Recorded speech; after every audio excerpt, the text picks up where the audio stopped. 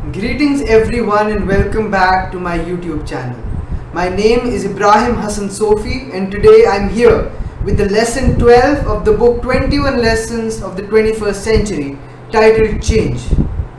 It's a very important lesson because it is important for us to understand that in today's time, change is the only constant. My dear friends, what has worked in the past will not necessarily work in the future. In a world where technology is constantly reshaping economies, the need for an individual to reinvent themselves has become more and more necessary in the 21st century. There are thousands of examples of how the lack of change has led to adverse effects. If you take a look at the growth and downfall of certain MNCs and giants, you are able to understand the need for one to adapt himself or herself in this fast-paced world. Let me give you an example of Nokia, the most admired brand among the people in the 1990s. Nokia emerged as one of the most successful manufacturers in the smart mobile phone industry in its early days. In October 1998, Nokia was the best-selling mobile phone brand in the world. And in 2007, it had 50% of the share in the world mobile phone market. With such a dominant control over the market, one might wonder how can a company fail? And the answer for this is very simple. Nokia did not adapt to change. The technological advancement in the mobile phone industry was rapid, and the traditional smartphones were started to get replaced by smartphones. But Nokia did not change accordingly.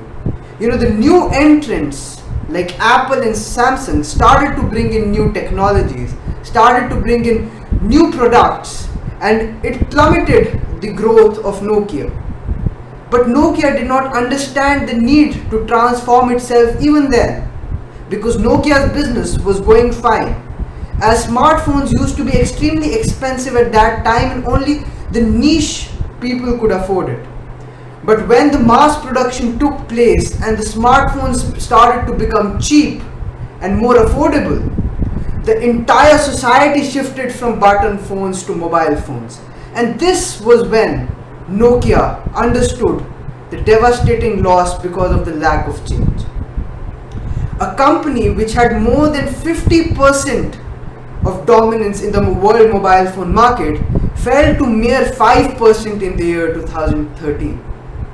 And currently, the company is on a verge of bankruptcy. In the previous story, we discussed how the lack of change can lead to adverse effects. Now, I would like to tell a very inspiring story of a Hungarian shooter named Karoli Takas. Born in Budapest, a Hungarian shooter, after winning the national championship, he was considered to be the best already in the year 1936.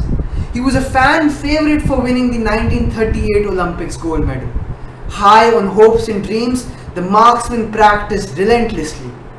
Unfortunately, in 1938, during his army training, a faulty grenade exploded, blowing away his hopes and dreams. The detonation did not kill him, but severely injured his right hand, which was his shooting hand to the extent that it could never be used again. Takas spent a month in the hospital, devastated not just for the loss of his right hand, but also for the opportunity to win gold at the highest level of the sport. A month after he left the hospital, he spent a lot of time alone and maintained a low-key profile and practiced shooting with his left hand in secret. In the spring of the year 1939, the Hungarian National Pistol Championship took place. When the other shooters saw Karoli Takas had arrived, they consoled him for his loss and said that they were very happy that he had come to view their performance. To which Takas replied confidently that he was not there to spectate, but he was there to win and perform. When the event began, everyone expected Takas to make some feeble attempts to pull the trigger with his right hand so that he could quench his emotional thirst for shooting again. But when Takas's turn came, the man picked up his pistol with his left hand. He fired shot after shot with his non-dominant hand as the audience watched their jaws drop. What was extremely shocking was that every single shot that he had shot had gone a bullseye. Takas came out as the winner of the event, but his dream of winning the Olympics gold medal was shattered again. This time because the Olympic Committee had cancelled the Olympics of 1940 due to the World War, and eventually even the Olympics of 1944 was cancelled due to the continued war. He finally got a chance to participate in the Olympics in the year 1948, but by 1948 Takas was 38, and in the Summer Olympics that was being held in London, he was no longer considered to be the favourite.